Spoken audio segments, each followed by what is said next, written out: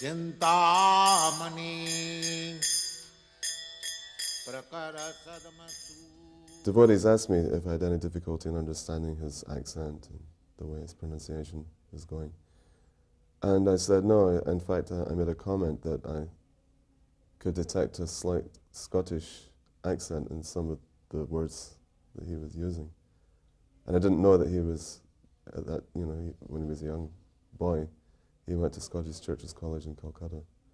Although later on, when I was able to get his association while massaging him, and Srila Prabhupada was getting to know me, he was asking questions where I was coming from. That's the first thing he asked me, was where I was coming from, and I said, Scotland. And then he started to reminisce that when he was being educated, he was educated by, all his teachers were Scottish, and that he learnt, he had to study the Bible, he learnt the Catechism, and he asked me if I knew any Scottish lords. And I said, no, I don't personally know any Scottish lords. And he said, oh, I met one, Lord Zetland. He came to our college in Calcutta. And then he asked me if I studied British history. And I said, oh yes, I was. My whole education was in Scotland. So then he asked me a few questions. He asked me, when was the Battle of Trafalgar? And I said 1805. And then he asked me, when was the Battle of Waterloo? And I said 1815. And he said, oh, you know British history just like I know British history. So he was kind of testing me. And also he was asking things like, how far was Glasgow from London? And I told him approximately 400 miles. How long did it take to go there by train? I said approximately 8 hours. So when he was relating like that with me, it put me very much at my ease, because I really didn't know how to start up any conversation with Srila Prabhupada when I was in the process of massaging him, and that's the way he won my heart over too, because he was relating to me in a way that I could appreciate, and I could talk with him. It wasn't a philosophical discussion, the first meeting. Although when I got the opportunity to ask him a question, which was after leaving the airport and arriving at John Lennon's estate, Prabhupada gave a kirtan and a very philosophical class. But my uppermost desire at that time was to ask when I could get initiation, because that's all I was thinking about. So at the end of class, and Prabhupada asked for questions, I stuck up my hand and he said yes, and I said, when can I take initiation? Nothing to do with the class. I mean, it was nothing to do with the class, but Srila Prabhupada said, that is another thing, that we will see. But it was about a week later that Prabhupada actually got around to performing initiation. Well, I remember when I was asked to put the garland on Prabhupada.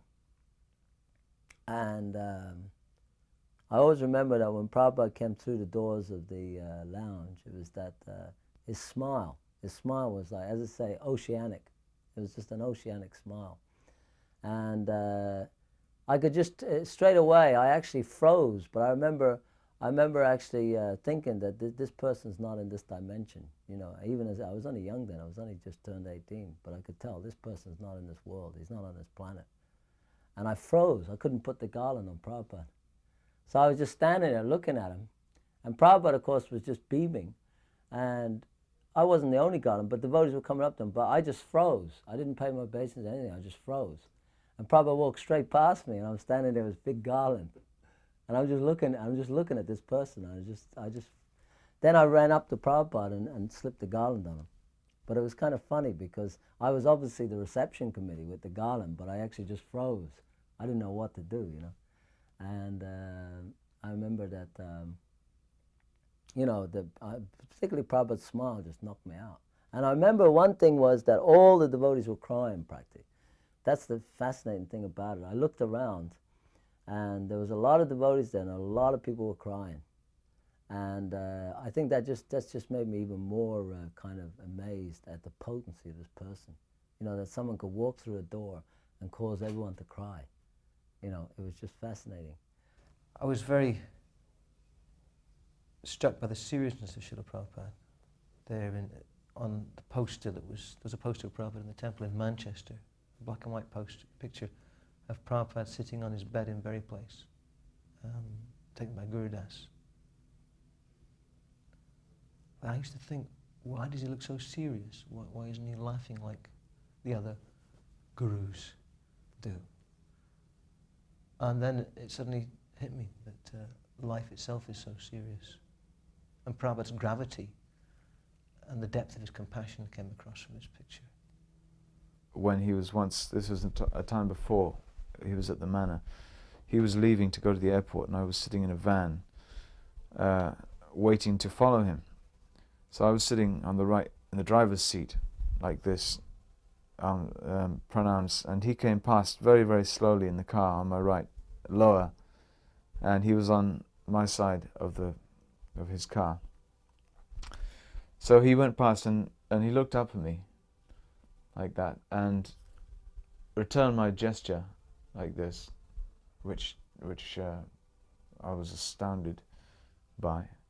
And then our eyes met, and the car was moving very, very slowly still, but our eyes were actually in contact for about probably about 2 seconds. And that's probably the most memorable experience of my life, that glance that I got, because it seemed as if time stopped. And what I felt was that Prabhupada saw thousands of births. He just looked right. It was a timeless experience, and it was like in another dimension. And it felt as if he'd seen thousands of births of nonsense. And not only seeing, but I felt complete acceptance of me with all that nonsense. And then he was gone. But that created an incredible link between me and Prabhupada, which I've never forgotten. I cannot forget it. Whenever there were large morning walks, I got to go anyway in the van, but this one particular morning stands out in my mind very strongly because I think it's probably the first time I ever spoke to His Divine Grace. I was very nervous of Srila Prabhupada as a young devotee, and I thought only Americans could speak to him. You know, at that time, it was all the American devotees were interacting, and we were all younger devotees, the Welsh and English devotees, and felt somewhat more intimidated. So I was afraid to speak to Prabhupada, and I also thought, well, what's there to say? He's speaking, I'm just listening, basically. But on this one particular morning, I felt he said something, and I felt inclined to ask my first question from Srila Prabhupada. And it was in relation to him walking through St. James's Park. There's some nice photographs in black and white that I see sometimes. Ribatananda and Swami, myself, Prabhupada, and I think the driver, one of the devotees, there were just 3 or 4 of us walking. And there were some young hippies sleeping on the park benches in their sleeping bags, and as Prabhupada walked past them, he commented, by good fortune, these can all come to Krishna consciousness. And he carried on walking, and just this word good fortune kept going around in my mind. Does this mean that there's some kind of luck involved here, that somebody gets Krishna consciousness, somebody else doesn't, by some throw of the dice? And in my neophyte stage, I was trying to understand what did Prabhupada mean by good fortune specifically. So after a few hundred yards, I plucked up the courage and tried to phrase my question in such a way that wasn't offensive, and very nervously asked Srila Prabhupada, when you say by good fortune, can you explain that, please? Because I understand from reading your literature and hearing you speak that nothing happens by chance. That was my angle. So by good fortune, what do you mean? So he continued to walk for a little bit, and all of a sudden he stopped dead in his tracks and frightened me actually, because he turned straight into my face with about a few inches apart, maybe 12 inches something, and with his walking stick hand, he picked up his walking stick and he pointed right in my face, and he said, "We are their good fortune." So I understood from that I had to preach in the future. So, and I've meditated on that for years and years and years, but actually, you know, Prabhupada has been, in his humility, never said, "I am their good fortune," but "we are their good fortune." So I began to pick up the understanding more deeply about the importance of spreading Krishna consciousness. I'd come back from India as a hippie in the early 70s, actually 69, about 1970. And funnily enough, I was attempting to write a book then based on the experiences I'd had with the hallucinogenic drugs in India. It was called Ahead of His Time, Self-Realized States Through the Use of Lysergic Acid in India. So at that time, the devotees had just had a big hit in the charts with the record of the Hare Krishna Mahamantra. And so I thought what a great idea it would be to have a chapter featuring an interview with the devotees to get their angle on the absolute truth, as it were. So when I finally found out the location of the temple, I went along there and I met Kulushekar Prabhu, who was an early disciple. And I made known my intentions, and he said, "Well, our spiritual master is upstairs. Why don't you talk to him?" I said, "Great, why not?" So then we went upstairs. Prabhupada's room was on the first floor in Bray Place. And so before we just entered the room, he said to me, because he told me Prabhupada, you know, he's a great personality and we offer respects and what have you, so if you do a little pranams and what have you, as you go in, out of respect. I said, "For sure, fair enough." And having been in India, you know, I'd seen all the sadhu babas and what have you, doing dandavats and what have you. So anyway, on entering the room, Prabhupada was sitting on the other side of the room with his back to the window behind a low desk on a cushion, as we came to know, you know, that's how he would sit. And he was writing something, and he peered over me. He had his glasses down his nose, and he said, "Hare Krishna." And somehow I just felt so overwhelmed to be in his presence that I just automatically fell to the floor like a stick, as I'd seen devotees do in the temple just downstairs.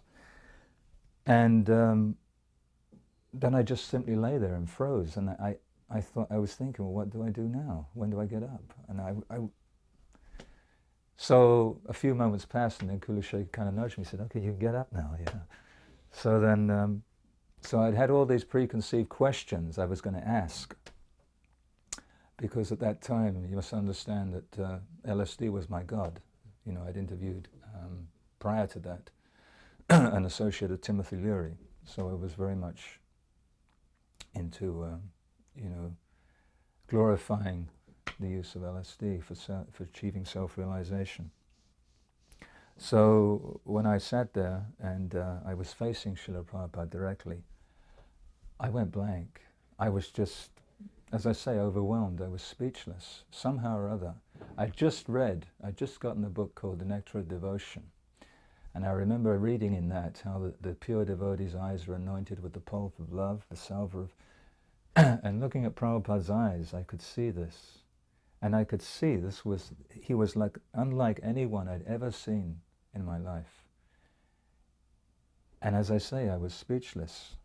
So after we had exchanged pleasantries, some moments passed, and then Prabhupada began talking, saying how unfortunate it was that the youth of today were trying to become self-realized through the use of hallucinogenic drugs.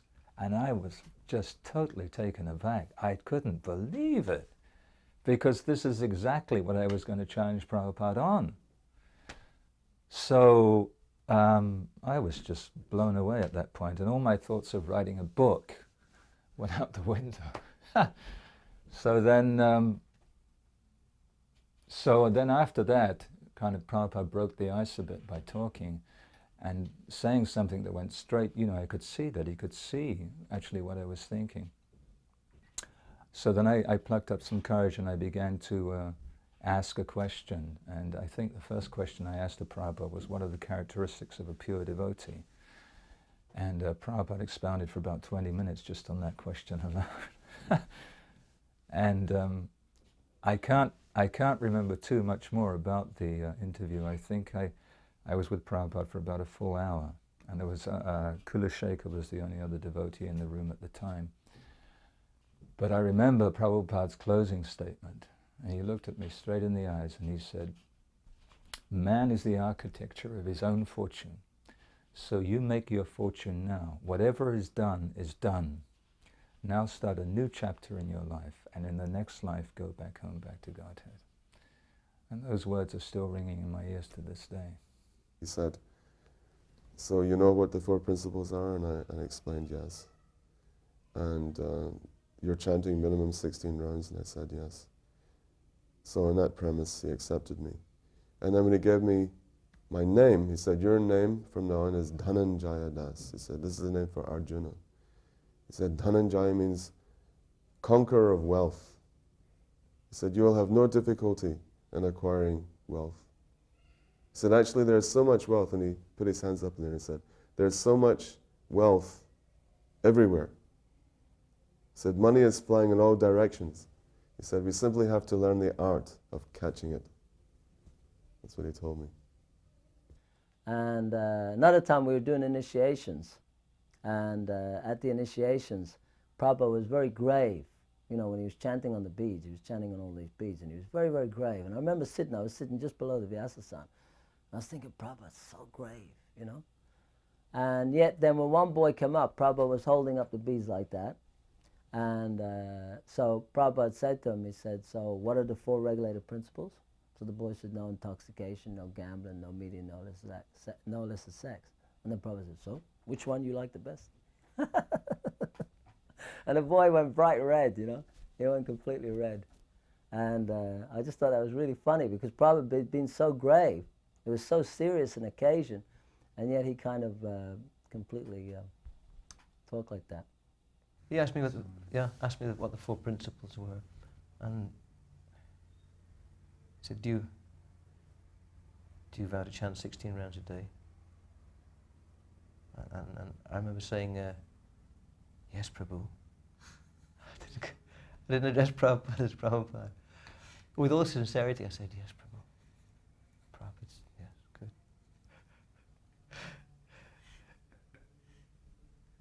I think Prabhupada so past the lack of etiquette. You could see perhaps a little sincerity there. I was being very serious when I said it.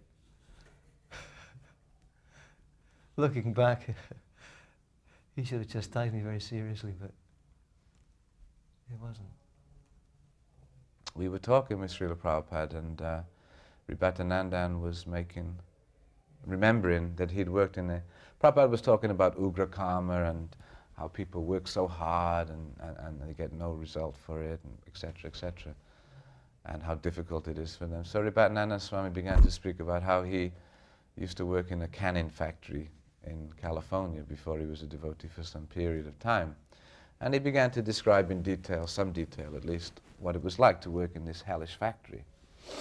So I'd been around a couple of years now, I was a bit more confident, so I felt, even though a little shy and nervous, I still thought, well, I have a little something to say here, and I began to talk to Prabhupada about how I worked in a steel factory for a few weeks or a month or so when I was about 19, 20, a year or so before I met Srila Prabhupada.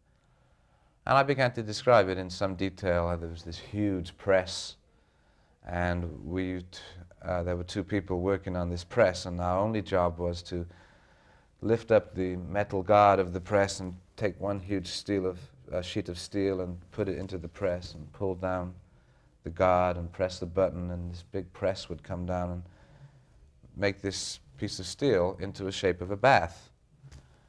And then we'd walk around the other side of the press, huge hydraulic press, and lift up the guard and take out the bath and throw it onto a conveyor belt and pull down the guard and walk around the other side and lift up the guard and put in the steel and pull down the guard and press the button, and the press would come down and go around the other. So I was speaking, and Prabhupada was listening and watching and smiling. Not smiling, but listening carefully. And I said that then I was doing quite well, Prabhupada. They invited me to work night shift. You got extra money on night shift. So that's what I thought, that I was such a good worker. Actually, it was nobody wanted to do it. But there was a little extra pay, so I thought I'd try. And I found after 1 or 2 weeks that I nearly had a nervous breakdown. I was actually sleeping, working all night. I couldn't sleep during the day. And because I was such a sense gratifier, I would always go out in the night with my friends, so then I'd go from there to work. So after a couple of weeks of this, I almost had a nervous breakdown from the strain. And Prabhupada listened, and then he was thinking, and he said, actually, that's because in your last life you were all Brahmins. And everyone's sort of looking. There are about 10 people in the room. And he said, actually, otherwise, how could you so quickly come to the platform of Krishna consciousness? And then he stopped and he thought for a little longer. He was leaning on his cushions. He was very relaxed mood, leaning back on his cushions with this table. I think it was this same table in front of him at the time. And he was relaxed. He was leaning back and thinking. And then he said, actually, my Guru Maharaj has ordered you all to take birth to help me spread this mission. And so everyone's ears are popping up. And then he looked around across everyone in the room, and he finished. I was sitting here with Ribatanandan, and he looked across everyone, and he finished on me because I was the last one to speak to him. And he said, and now we are all together again. And as he said that, he just beamed, and he had his hand behind his head as he did, you know, Prabhupada. And now we are all together again. And he beamed, and everyone just went, Jai Prabhupada, and some devotees began to cry. Well, see, Shyam Sundar was very eager to have this very place transformed into a proper temple. And so the building became like a construction site. And he mentioned to George it was very difficult for us to live there because there was so much dust, and there was so much noise because he had to put in reinforced metal beams and all kinds of work had to be done there. And he said it was very difficult for the devotees to live in that building while that construction work was going on. And could he help us in any way? And he said, well, I'll speak to John Lennon because he's just acquired a big property and he might be able to put you up. Because at that time, George was living in Esher, in Surrey. And he didn't have a big house, but he knew that John's house was much bigger. He hadn't moved into Friar Park in Henley. Otherwise, I'm sure he would have invited us to stay with him. But it was just due to the circumstances. So John agreed. He thought it was a really good idea. In fact, he was incredibly favorable. He offered us 5 acres of land. So this particular estate had 76 acres, and he wasn't into farming or agriculture or anything like that. And he said that we could have 5 acres of land. When Prabhupada was told this, Srila Prabhupada said that we should utilize this land for growing all our fresh vegetables and fruits. And he said that anything that was left over that we couldn't use for ourselves, for our own consumption, we should take into the local market in London. And he said we should take it in by bullock cart. And when Prabhupada said this, I said, but Prabhupada, there's so many lorries going in, because at that time, of course, Covent Garden was very close to where Bury Place was in Bloomsbury. Covent Garden was just down, it's still, of course, there, near where the Opera House is in Bow Street Magistrates Court. And so I said, but the lorries will get there before the bullock cart. And because we were 25 miles, at least 25, if not more, miles outside of, London. And Prabhupada said, no. He said, the bullock cart should leave the night before. And they will walk all night, and they will reach the garden before the market garden before the lorries arrive. So in 1969, this was Prabhupada's vision. He wanted us to train up animals, hitch them to a cart, and take fresh market produce into central London.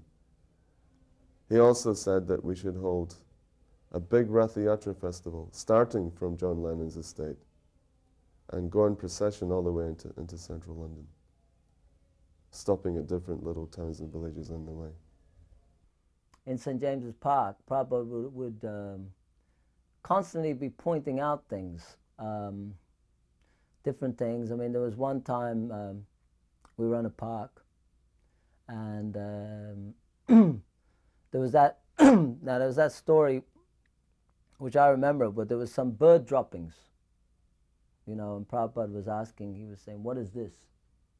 And everyone was kind of looking at the bird droppings and thinking, well, you know, like, they were kind of thinking, well, maybe Prabhupada means some tea leaf formations, you know, like we could esoterically look at it. And Prabhupada said, what does this tell you? And everyone was kind of bewildered. And then Prabhupada said, this tells you that the same bird is sleeping on the same branch every night. So Prabhupada said, even the bird becomes attached to his apartment. So Prabhupada said, so be careful. In the beginning, John was much more interested than Yoko. In fact, one evening, John and Yoko invited Prabhupada over to listen to a song that he had just recorded. This was just after his 29th birthday. And he made a song called Cold Turkey. And of course, the significance of that song was that he was actually having withdrawal symptoms coming off heroin, because, and I saw this myself, he was, himself and his wife were shooting up heroin constantly while we were there. And that's why Yoko Ono had so many miscarriages, because she was also really anxious to have a child by John Lennon. And I had to clean up an office one time in the main house, and when I moved a filing cabinet, I came across all these, you know, hypodermic needles. And syringes were just lying around. Also, they had some very unsavory characters living at their place. They had someone called Alexander Trocky, and he was a Scotsman, but he had moved to New York and he'd written a book about his visions on heroin. And also William Burroughs was invited, and William Burroughs wrote a book called The Soft Machine. He was living in North Africa. So they were really dabbling a lot in that drug culture, looking for identity or something. They were looking for something. And that's why we were there too. And of course, they had made a record called John and Yoko Forever, because Yoko's whole consciousness was fixed that she wanted some or another to live with John forever, for eternity. And of course, when Yoko asked this question of Prabhupada, and Prabhupada said, this is impossible, said at death, immediately, you are separated, then she lost all interest. It was like a private invitation. There was Srila Prabhupada and his secretary, his servant, Purushottam. But Trivikram and myself knew about this meeting. And we also knew the layout of the house, because we'd also been stripping paint from the walls, the wooden boards, because it was all beautiful oak paneling in the main living room. And there was French windows leading out into the garden. So what we did was, without Prabhupada's knowing, without John Lennon's knowing, we had, in the dark, gone over to the French windows, and although the curtains were drawn, they weren't completely closed. There was like a little slit and we could see into the room. And also, by the French windows, John Lennon had put up all his recording equipment. There was an Ampex machine, because he wanted Prabhupada to hear the master tape, the master recording of this song. And Prabhupada had also been recording. He had been recording some bhajans, and these were accompanied by harmonium and tampura. So we saw the scene through the slit in the curtains, that Prabhupada came into that room, and he was invited to sit down in a very large, comfortable sofa along with Purushottam, which was at the other end of the room. And Yoko was sitting on a chair next to Prabhupada, and then John said, "So I've made this recording, I'd like you to hear it." And he came over to where the equipment was, and he started playing around with the knobs and dials. And it started to move, but then all of a sudden, he couldn't get it to work. There was no sound coming out. The tape was moving, but there was no sound coming out. And we could, because we were facing him, and he was facing us, although he couldn't see us, because we were in pitch dark, and he was in this, in this bright room. We could see he was really getting frustrated, because there was no sound coming out of his equipment. And after a minute or so, Prabhupada realized he was having difficulty, and he said, "So it seems you're having trouble, but I have also done some recording, and I have brought my tape recording machine, and that's working. It's a little Euro portable." And he told Purushottam to start it up, and so instead of Prabhupada having to hear this horrific song, I don't know if you've heard this song, it's a horrific song, he was spared that song, and he was able to play his music to John Lennon. So John had to retire from his equipment and sit down near Yoko Ono and listen. And then shortly after that, after a few minutes conversation, Prabhupada said, "So now I have to go back. I have some translation work to do." And then he had left the room. And then as he was coming round, we jumped out of the bushes and paid our obeisances to Srila Prabhupada. And Prabhupada rubbed us on our backs as we were paying our obeisances. And he went, "Jai," he said, "So, you saw?" There was one particular morning when very few of us were actually with Prabhupada. It was here at Bhaktivedanta Manor. And there were about 5 of us. And for the first third or so of the walk, Prabhupada didn't speak. He was just chanting on his japa. And then he reached the top of the road, where the road turns off towards the right, just past Round Bush. And Prabhupada asked us a few questions. He said, he first of all started explaining how the living entities, they reflect the mystic powers that Krishna has. Krishna is full of mystic powers, but the living entities, they also have mystic powers. Just like the frog. Prabhupada said, the frog has yogic powers. You bury him in the ground, he will not die. I was walking next to Prabhupada. I said, "But Prabhupada, the frog, he breathes through his skin." Prabhupada said, "No, he has yogic powers." It's interesting. Since then, I've read of frogs and toads buried in solid stone for goodness knows how many tens of thousands, perhaps even millions of years. A quarryman cracking open a stone, and a live frog or a live toad comes out.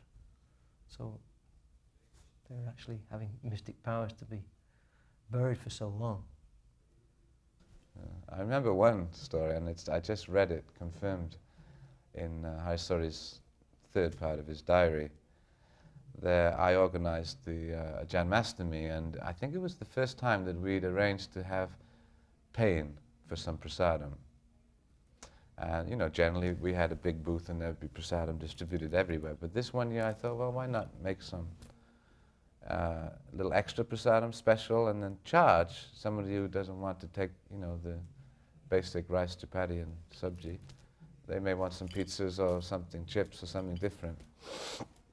and we're not able to serve prasadam the whole time, so we'll keep. So anyhow, I made this arrangement for a little, or somebody did, but I was president, so I was feeling responsible that it. And later on, I was up in Prabhupada's room, and there was darshan, kirtan, and at the end, so Prabhupada said, any questions? And one guest quite strongly began to criticize and complain that why you are selling prasadam? Prasadam is prasadam, it should be given away. So my heart started pounding, I panicked, I'm standing at the back. And Prabhupada is looking, and he looks around, and he said, actually, and then Prabhupada said to him, I think Hari's got the exact word for word, but basically Prabhupada said, if we don't charge you, then you'll never give anything. So I felt completely vindicated that it was okay to sell some prasadam at the temple. In Hari's book, Prabhupada says something that actually you are meant to give to support, but you don't give, therefore we charge you something, otherwise you'll never give anything. So that was he had to be quiet then after that. But he was, I remember the Indian gentleman, he was a particularly complaining type. It was always there though, he always used to come regularly, so I thought I was a little nervous in case Prabhupada took issue with me that we were selling prasadam. But he accepted that was okay. One time we were going past Buckingham Palace. So we were very proud at that time that one boy had joined who was part of the Queen's Guards. The guys who wear the big furry hats. So as we were passing the palace, we were in a taxi with Prabhupada. So we looked over and we said, Prabhupada, one of the Queen's personal guards has joined. And then Prabhupada said, oh, so what about the Queen? George asked if he should join and move into the temple and shave up. And Prabhupada said no. He said, what you're doing through your music is much more important. He said, you're already a devotee of Krishna, so you continue. And he was talking about some music he had written for a singer called Lakshmi Shankar, Ravi Shankar's sister. And there was one song entitled Krishna, Where Are You? And Prabhupada listened to that recording in George's presence, and he said, this is our Gaudiya Vaishnava mood. He said, this is very correct, that we should be crying out, Krishna, where are you? We shouldn't think that we have captured Krishna, that we know who is Krishna. And he said, this is how you can serve our society the best. Another time when we went to George Harrison's house, this is after a program at Reading. Reading is a city nearby, Henley. And that's where that famous photograph was taken in the grounds of George Harrison's property. We went inside the house because when we came there, we couldn't find, or Shamsundar couldn't find where George was. But Shamsundar knew the layout of the house and knew which room we should go to. So we all went there. We went to that room and waited for George. And as we were waiting, it was getting dark. And then finally, George arrived, and he came with a big bouquet of flowers and a big basket of fruit. Because he'd never come empty-handed. He'd always wanted to bring something for Srila Prabhupada. So he'd actually been out, doing this, getting some gifts for Srila Prabhupada. And he presented these to Srila Prabhupada, and he paid full dandavats to Srila Prabhupada. And then Srila Prabhupada he said, the purpose of this human form of life is to leave this world of dark and go back to the world of light. And as he was saying this, the room was getting, because there was no light on, it was getting darker and darker and darker, and Prabhupada was emphasizing this point. Prabhupada would always be expert at using nature, any situation that he would find himself in. And he's saying, this is the world of dark. He said, this world requires illumination. And the only illumination we have is from the sun and the moon. He said, without the sunshine, there would be no life, there would be no light. And of course, when the sun sets, then we need to call upon artificial illumination, electricity, fire. So, but in the world of light, there's no need for any kind of artificiality. So this is where we all wish to live, in the world of light, not in the world of dark. So he just was constantly emphasizing this particular point. And George was very much appreciating. And then he said, what living entity eats through his feet? Krishna, he can eat through any part of his body. Any sense can do the function of any other. So there is a living entity who eats through his feet. Huh? He's looking around. Who? So we're all scratching our heads. Oh. None of us could figure out. And Prabhupada stopped and pointed with his stick. He said, see, the tree. He is eating through his feet. It was a very sweet, little discussion with Prabhupada. It's very nice.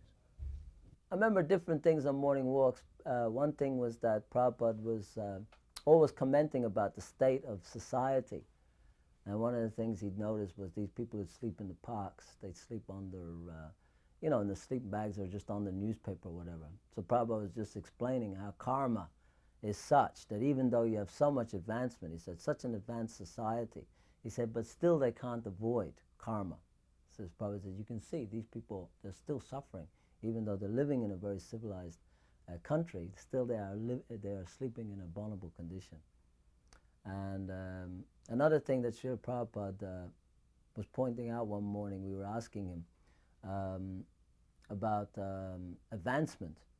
So Prabhupada very, very determinedly stopped, and then he took one step forward, and then Prabhupada pointed to his leg, and he said, when one leg is firmly fixed, then Prabhupada said, then one moves the next leg. So Prabhupada said, in that way one can make advancement. But Prabhupada said, not to run, simply falling, falling over.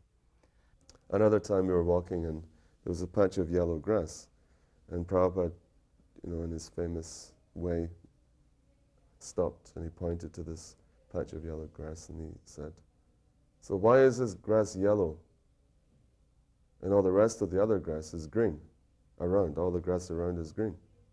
Why is this grass yellow? And Gurudas tried to give some philosophical explanation. There must be some reason because the nature of the soil, or because of too much rain, or Actually, no, it wasn't philosophical. It was like a practical explanation why the grass was yellow. And Prabhupada said, no. He said, this grass is yellow because it is detached from the root. He said, all plants get their nourishment from the root. And as soon as there's some detachment from the root, immediately there's difficulty. He said, just like we are all in difficulty in this material world because we become detached from Krishna.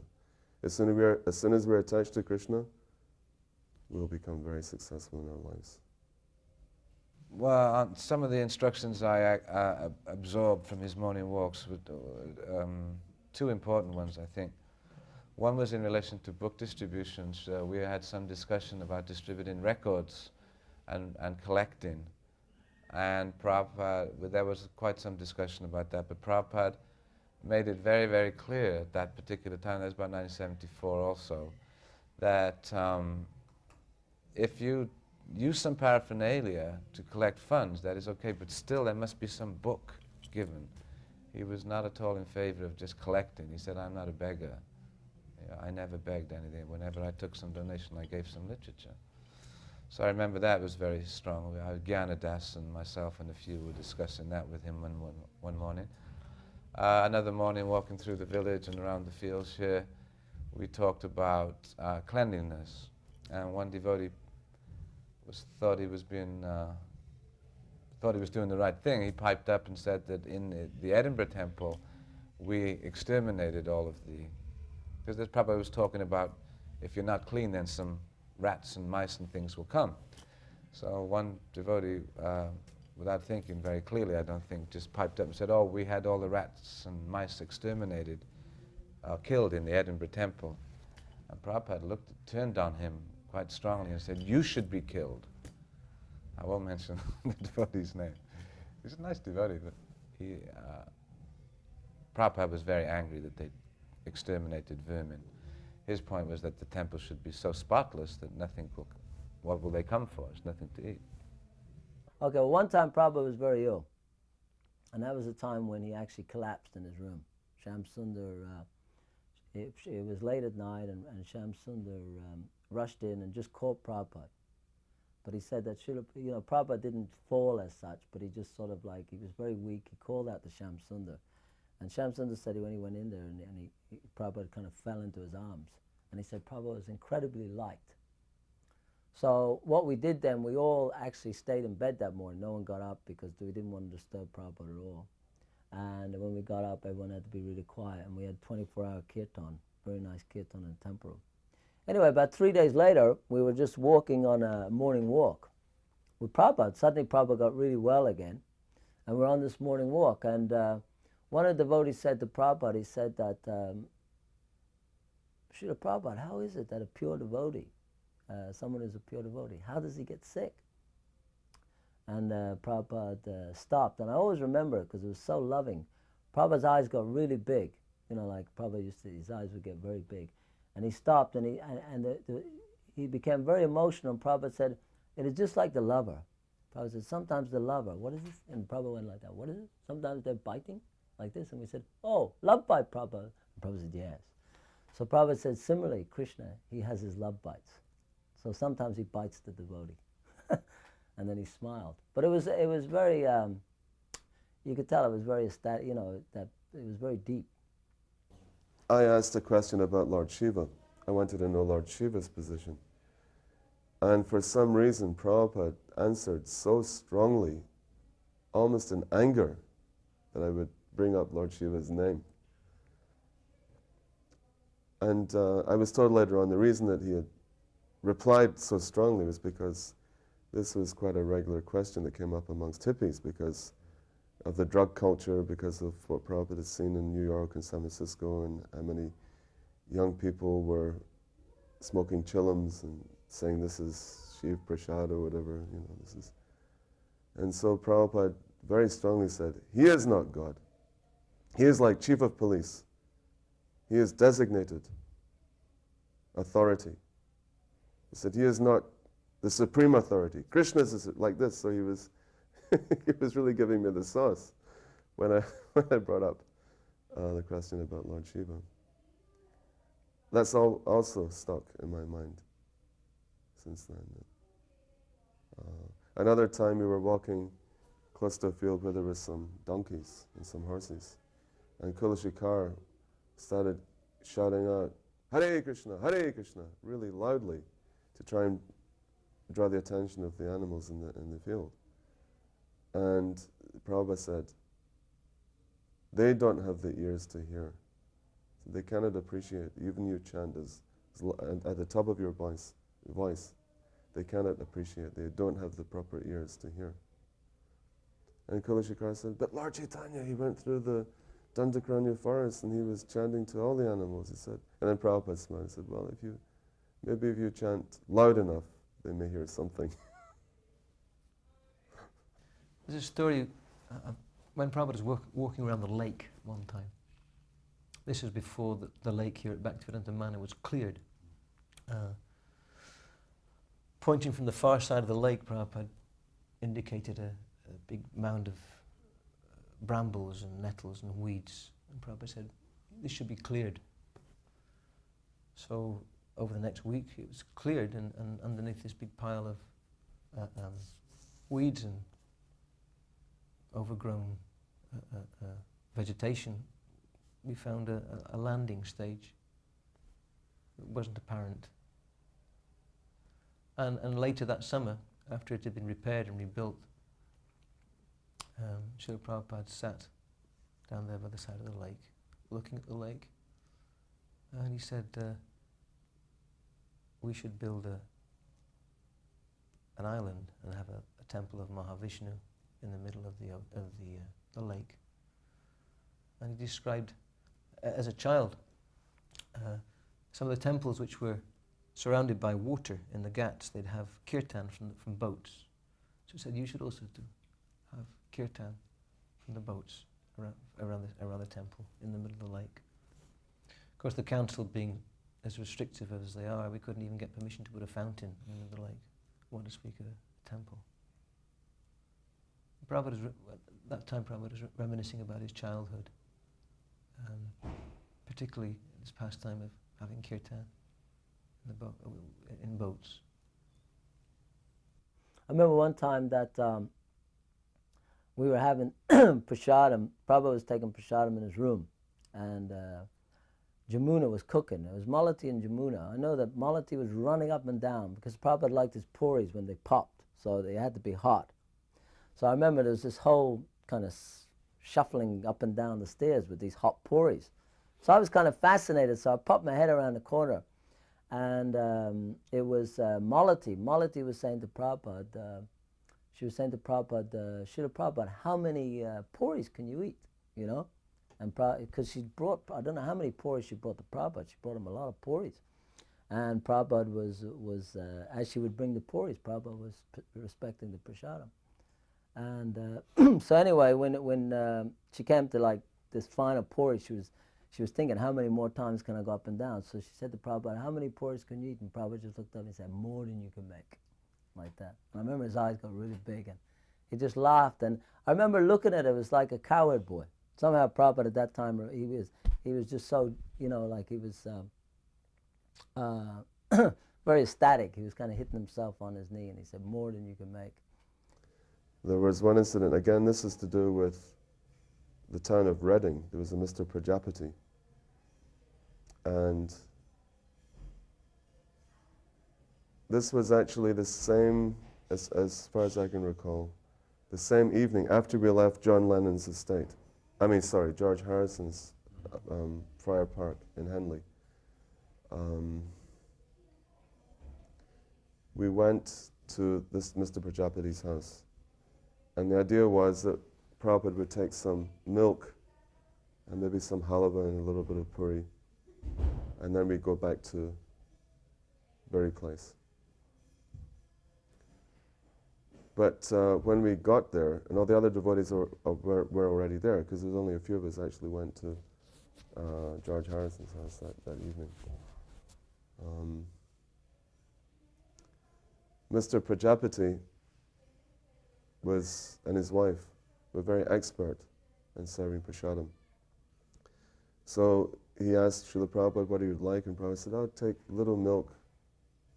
And then Mr. Prajapati said, would you like something with the milk? He said, so Prabhupada said, you have prepared something? He said, yes. We have a little, if you like some sabji and some puri and some halava. So Prabhupada said, all right, because Prabhupada actually liked to take especially halava and puris with his milk here in the UK. But as Prabhupada was being served, they were bringing in other preparations as well. And so Prabhupada was saying, oh, what is this? This looks nice. And he would take a little bit of this, and then something else would come, and then something else would come. And all of a sudden, it was about 15 or 20 different preparations in front of Prabhupada. And Prabhupada said, oh, you have tricked me. And Mr. Prajapati said, yes. He said, what could we do? We felt so honored you were coming to our house. We cooked a huge feast. And Prabhupada said, but what about for everyone here? And Mr. Prajapati said, yes, no, we've cooked sufficient quantity to feed everybody. And he said, so Srila Prabhupada said, all right, so everybody should eat too. So we all sat down, and this is like 11 o'clock at night, 11:30 at night. And we all took this massive feast. And next morning, Srila Prabhupada wanted to go into, he didn't stay. He didn't leave to go to Berry Place. He stayed in Mr. Prajapati's house. And we stayed in somebody else's house. And next morning we had to be up at 4 o'clock in the morning because Prabhupada wanted to go back to have darshan of Radharani. And I remember it was very difficult for all of us to get up after staying up so late and eating so much. So next time Prabhupada visited, many devotees had gone to the airport, and I felt, well, I'll stay here and I'll make sure that everything's nice here for the arrival. I won't go this time. And so I did that, but while I was organizing everything, I went and made a fruit offering for Prabhupada. And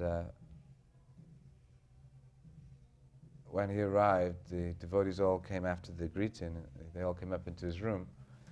And I came in quite quickly after with this nice silver plate of all these different fruits that I prepared. And there's a little room in front of the table, so I offered the prasadam to the Bogus at that time, and then paid my obeisances. And as I was on the floor, Malati piped up, Srila Prabhupada, Bajahari has taken a wife since you were here last.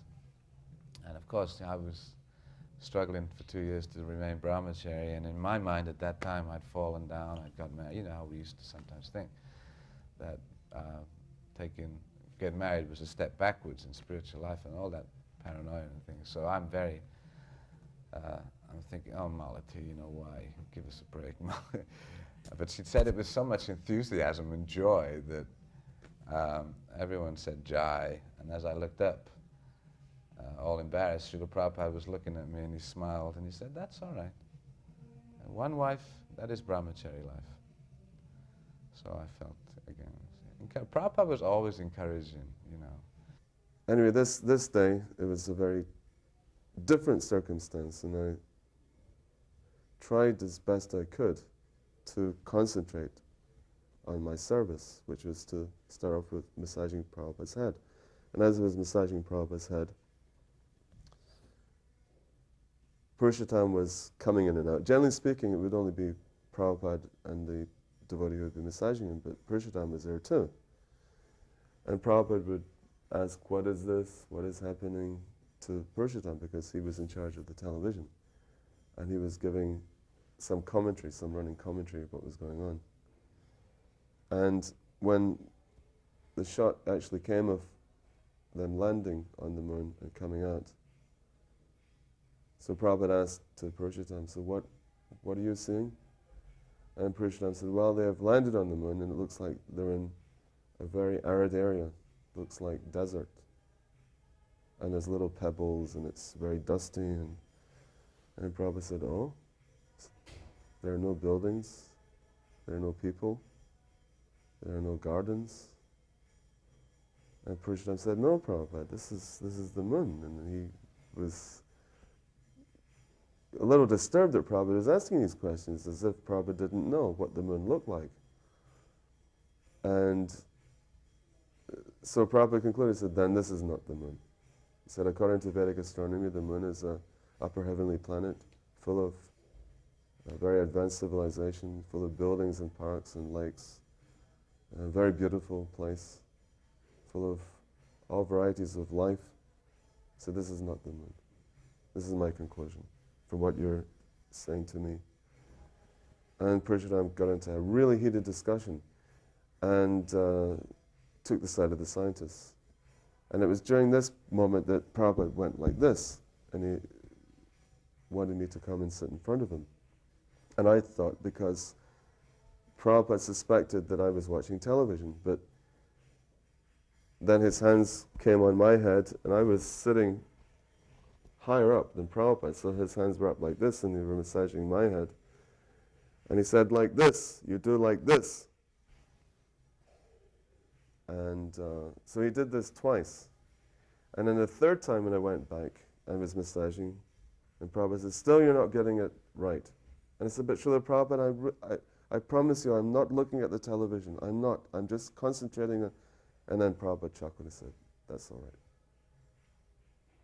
But also, at that same moment, because we were close to the door, to the hall, and the door was just slightly open. There was just like a little chink. And Prabhupada looked through the crack in the door, and he saw that Malati had just taken some milk bottles from the little hatch by the main front door to the flat, and she put these dirty milk bottles on the same little table that the offering that she had gone to great pain and trouble to prepare for Prabhupada's deities. And she had put these dirty bottles on there. And of course, this is putting something very suchi with something very muchi. And And Prabhupada saw this just out of the corner of his eye. It wasn't like he was looking through the door all the time. He was looking at the television, he was talking to Brishtam, he was concerned about my consciousness, that I was getting absorbed in the discussion, and I wasn't really there for the discussion, I was there to massage Prabhupada. And at the same time, Malati had messed up an offering. And so then he called Malati in a very angry mood.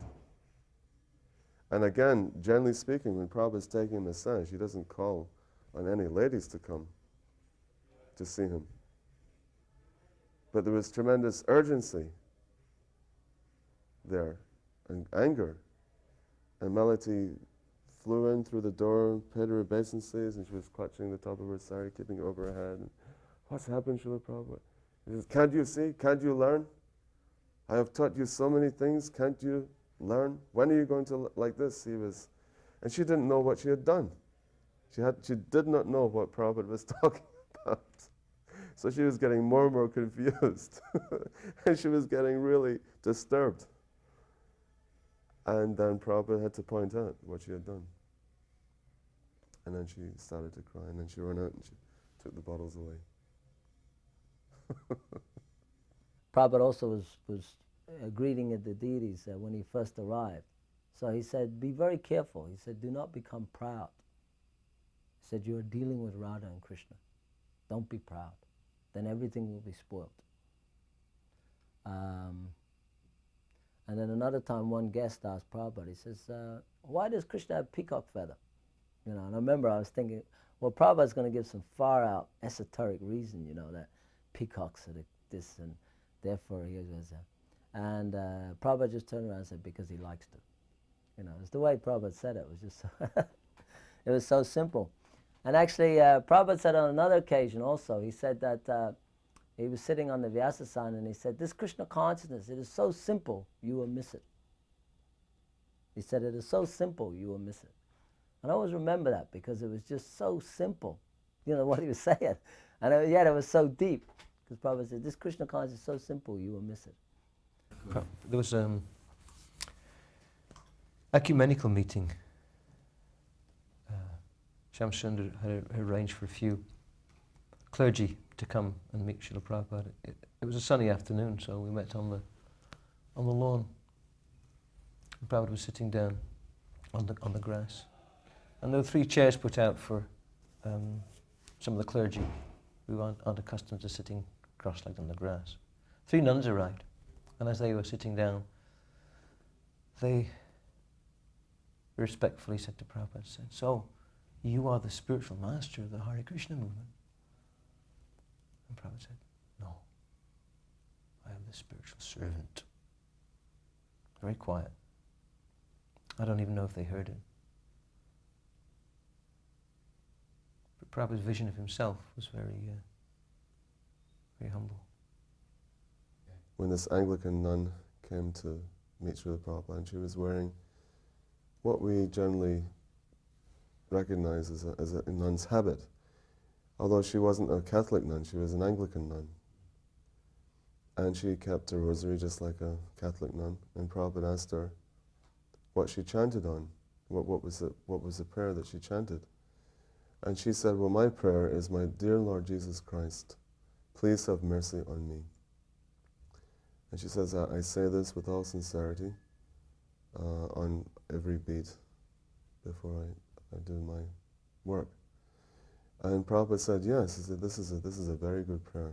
He said, this prayer, my dear Lord Jesus Christ, please have mercy upon me. You should go on, continue praying like this, and certainly Lord Jesus Christ will bestow his mercy upon you. So there were another time also went to see the Indian ambassador with Prabhupada. That was a very nice occasion, and we didn't have a car at the time. Actually, the temple was very poor, so we went to see the Indian ambassador, and I had to announce amongst the guests. I said, "Has anyone got a car we could use?" There was a few guests there. So one hippie said, "I've got one, and your Swami can use it." And we looked outside, and it was a Beetle, but it was all flowers on it. It was like a really, it was a ridiculous-looking car, And I thought, boy, Prabhupada, how can we put Prabhupada in this? But we had to go for the meeting. So we got in the car with Srila Prabhupada, Shamsundar, myself, and there was Prabhupada, and this hippie driving. So we went off down to the Indian Embassy. And one of the things I remember about the meeting was when we got to see the Indian ambassador, Prabhupada just sat there and he was so relaxed. He was so transcendental. And at the same time, he was just talking about Srila Rupa Goswami. So I knew Prabhupada had come for some intention. So I was thinking, I didn't exactly know why he'd come. Later on I found out he'd come to get 5-year visas for his missionary visas for his devotees in India and America, the American devotees particularly. And so he was talking about Srila Rupa Goswami and the Goswamis, and then he showed him nectar devotion, he gave him nectar devotion, and for about half an hour Prabhupada just talked about the Goswamis. And then at the end of it, so the gentleman was so kind of purified, the Indian ambassador, so then he started talking to him in a very personal way. He called him by his first name. He said, so, Abai Pant was his name, I think, not Abai, Abu Pant or something. And he said, so Abu, last time I was here, you said, Swamiji, whatever you want, I will do, you know, if I can help you. He said, so now I have one request. And by that time, they were in such nice relationship that he couldn't refuse. You know, Prabhupada completely melted him. And he wanted him to get in touch with Indira Gandhi. And he wanted him to arrange for the 5-year visas. So as I remember it, he went off at that time, and the Indian ambassadors tried to, he was going to contact through Delhi, the Indira Gandhi. And, but it was just such an amazing way that Prabhupada had actually kind of, you know, softened him by talking about the Goswamis and the philosophy. So, you know, it fascinated me how he dealt with that particular person, because there was no kind of business-like stuff. It was just that Prabhupada was, you could see, he was an ambassador from the Goswamis, and he was meeting the Indian ambassador, and he did it on his grounds. He didn't do it on their grounds. He didn't behave like a diplomat or in any way try to conform to their idea of negotiations. And that really kind of struck on me. Another nice story, one time Prabhupada was here and he wasn't very well, as I remember, but still he wanted to go and visit Radharani. It must have been 73 or 4. It was earlier on.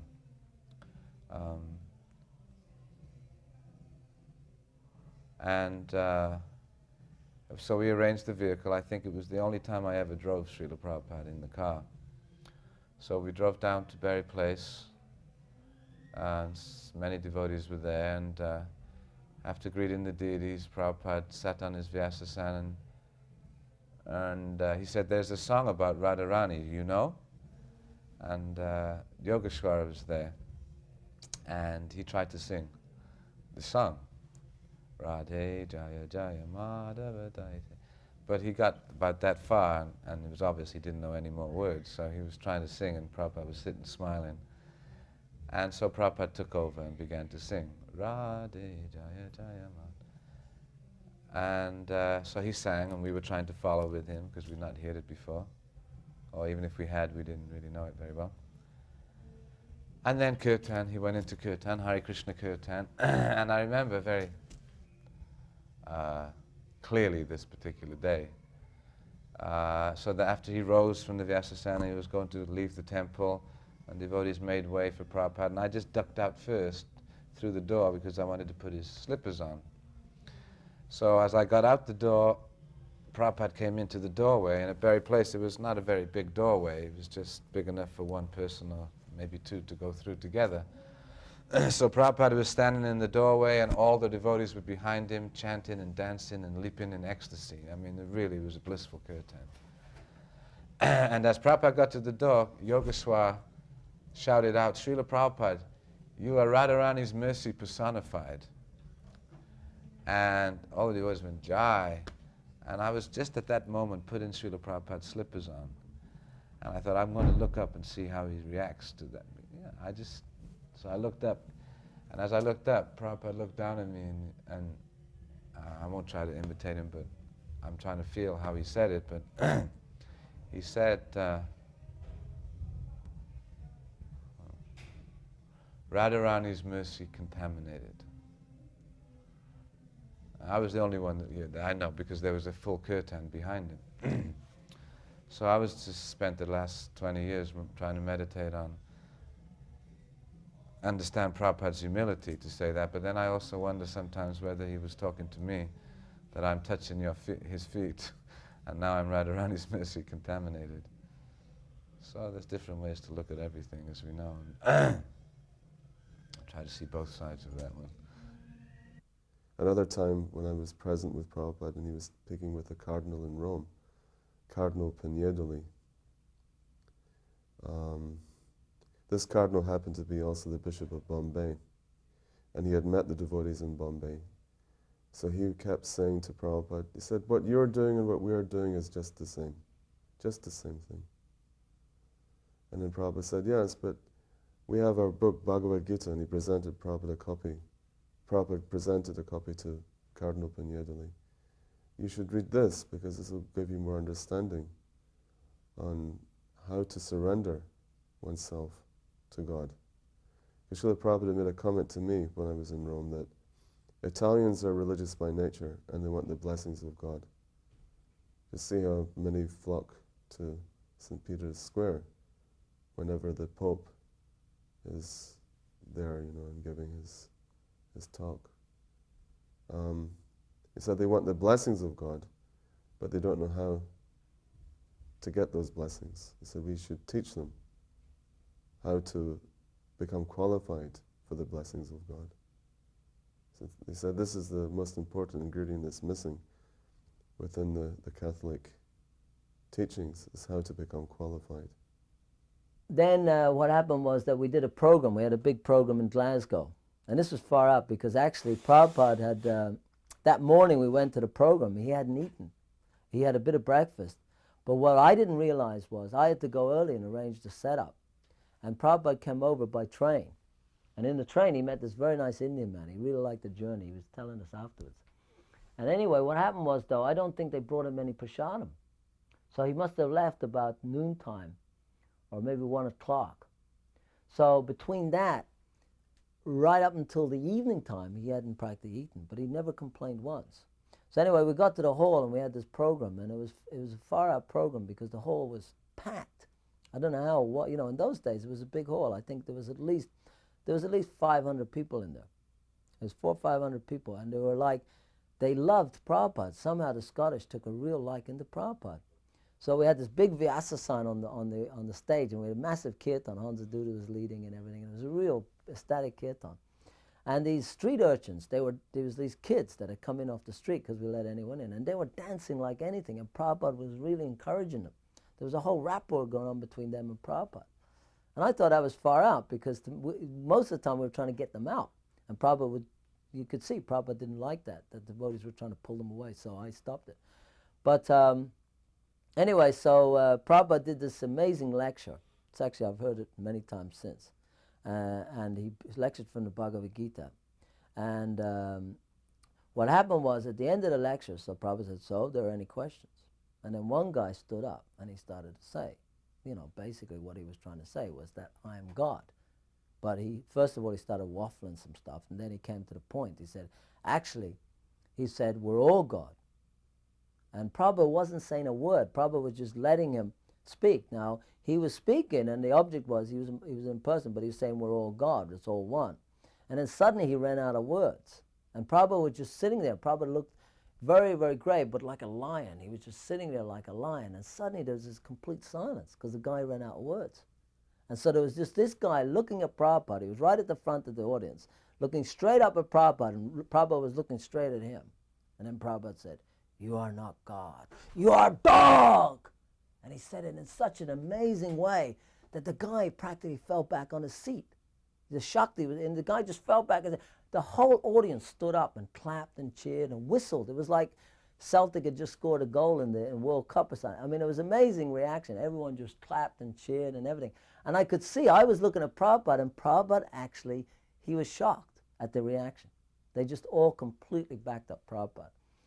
And what happened was that after the program, we took Prabhupada to the back, and all we had was oranges. The feast, we were so poor that the feast was oranges. I mean, you can imagine that for the public. But even then, so we gave Prabhupada we gave him 5 oranges, and then we gave him another 5. I think he ate about 10 oranges. Now what happened was that when Prabhupada was leaving the hall, I can swear on this till the day I die, Prabhupada was intoxicated. It was like he was in complete ecstasy. He was staggering down the hall. Now, I was looking at Prabhupada, I was holding the door, and it was only Prabhupada and me, and his servant was coming behind.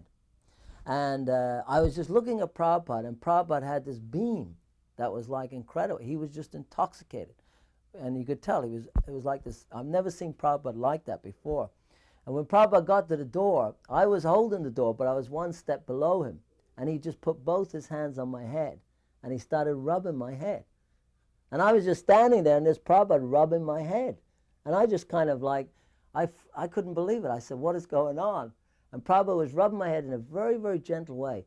He said, I am very pleased with what you have done. He said, now you've preached this Krishna consciousness all over Scotland. It was just such a beautiful way. It was like, Prabhupada, it's hard to explain it because it was just one of those moments that you'll never see again. Another time I was at Berry Place, before I was asked to be in charge at the manor, I was for some short period trying to organize Berry Place. At that time I was approached by a senior devotee who wanted to complain to Prabhupada about the GBC, and he didn't, Shamsunda, who was Shamsunda at the time. At that time Shamsunda was obviously having spiritual difficulties, and at least from the external point of view, he wasn't coming to Mangalati. It was pretty clear he wasn't chanting his rounds. He was out in the evenings. There wasn't much money, but he wanted to rent a car.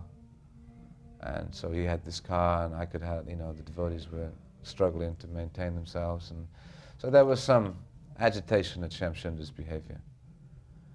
So devotees were talking, but nobody would bring it to Srila Prabhupada's attention directly.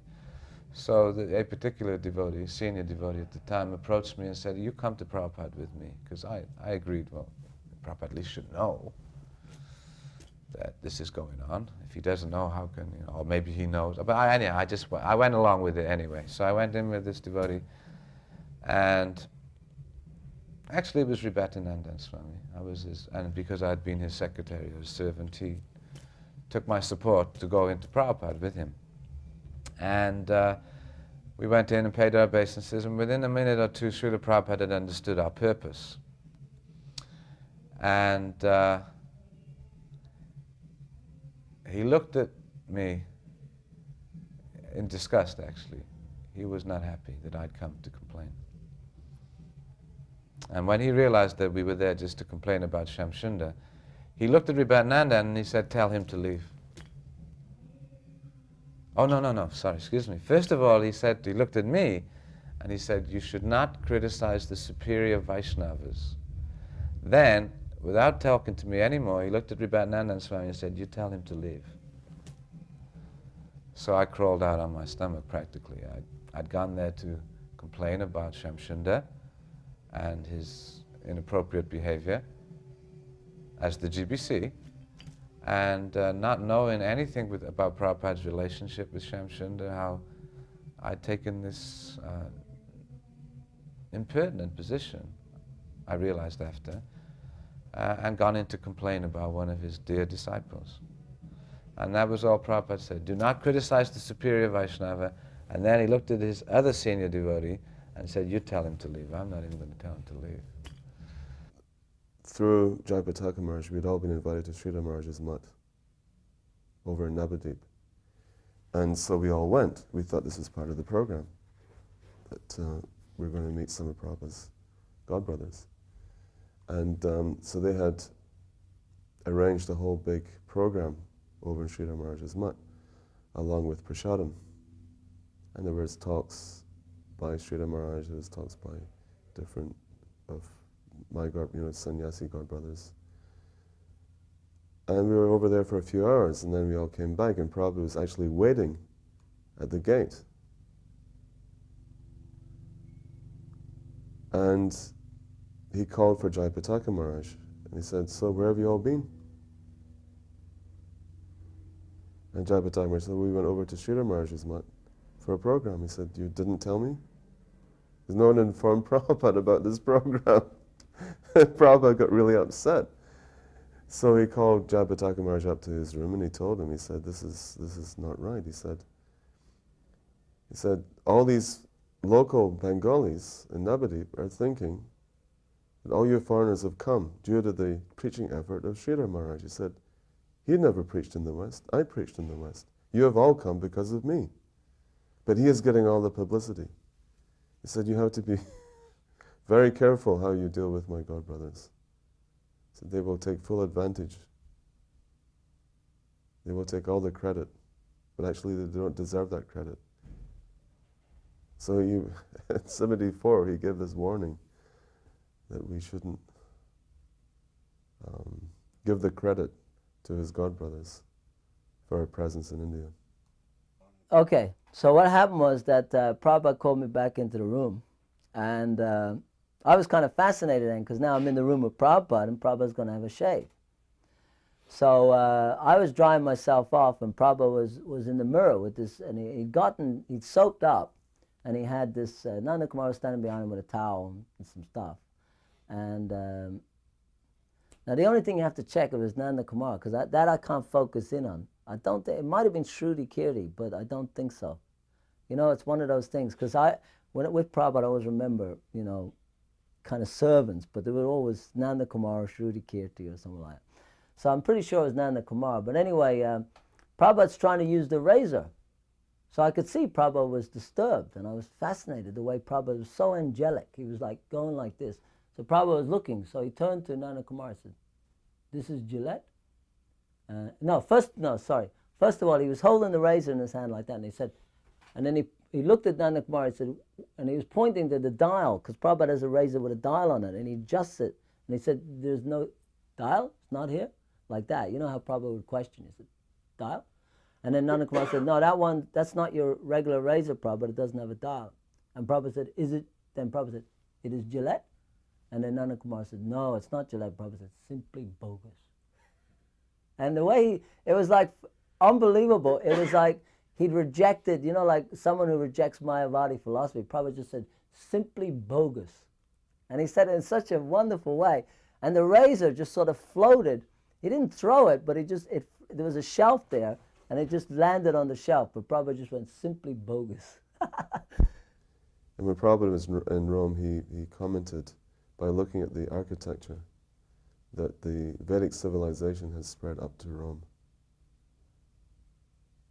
Just by looking at the old Roman wall and some other Roman ruins, he said that style of architecture is to be found within the Vedic civilization.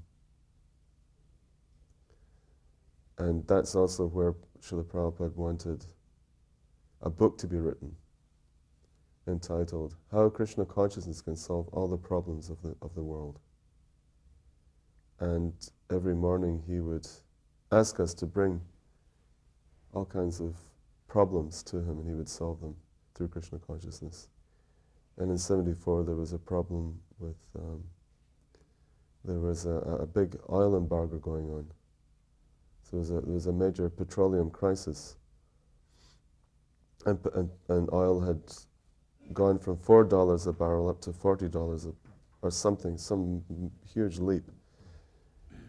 And Prabhupada said, this can be solved very easily. He said, everyone should stop using motor cars and go by foot or by horse or by cart. He said, this motor car society won't last very long.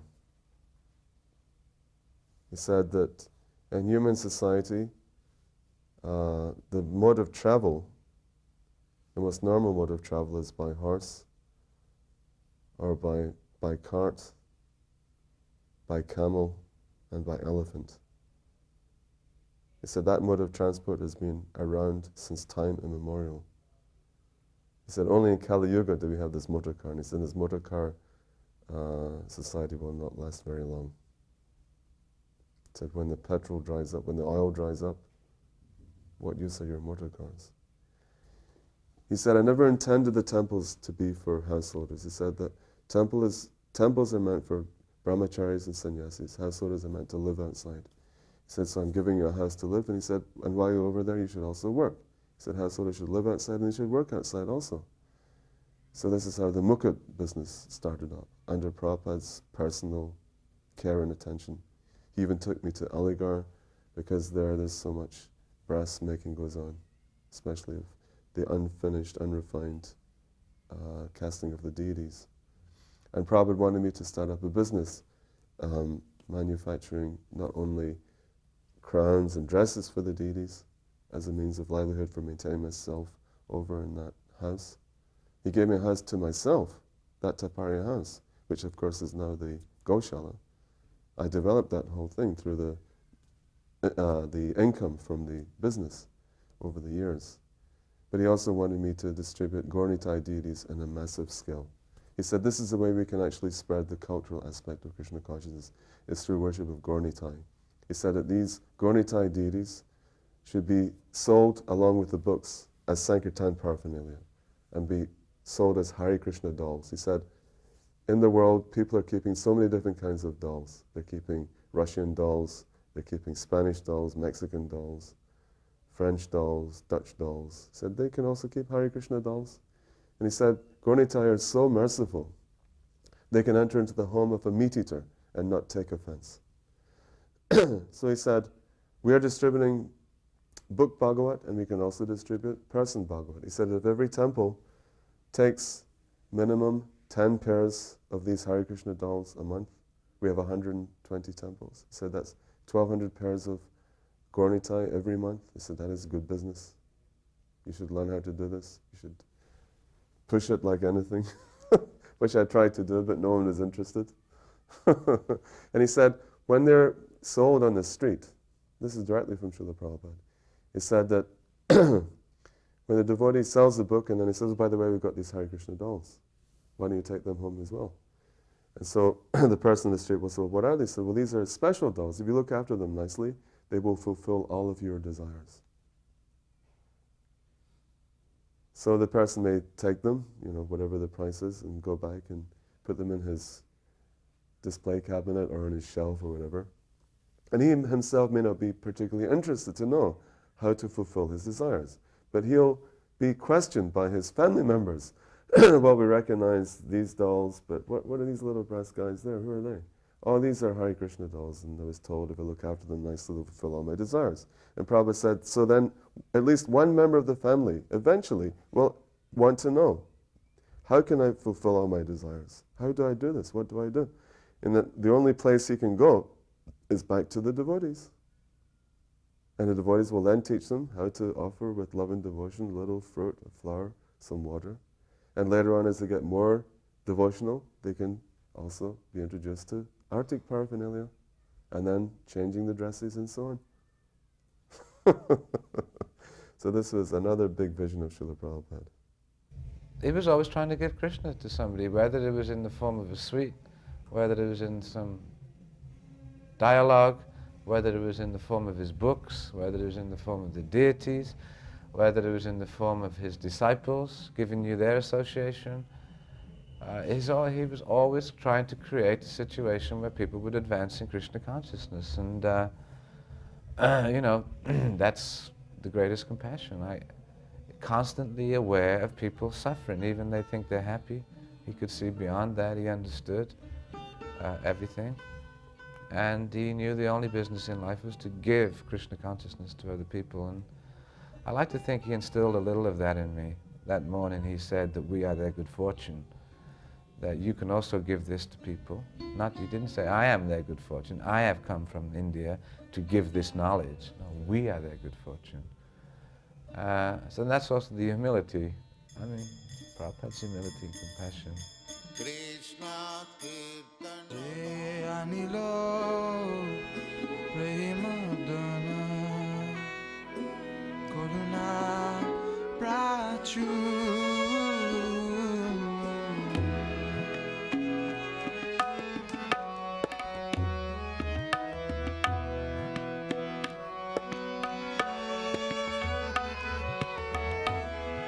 Say Anilo Prema Donna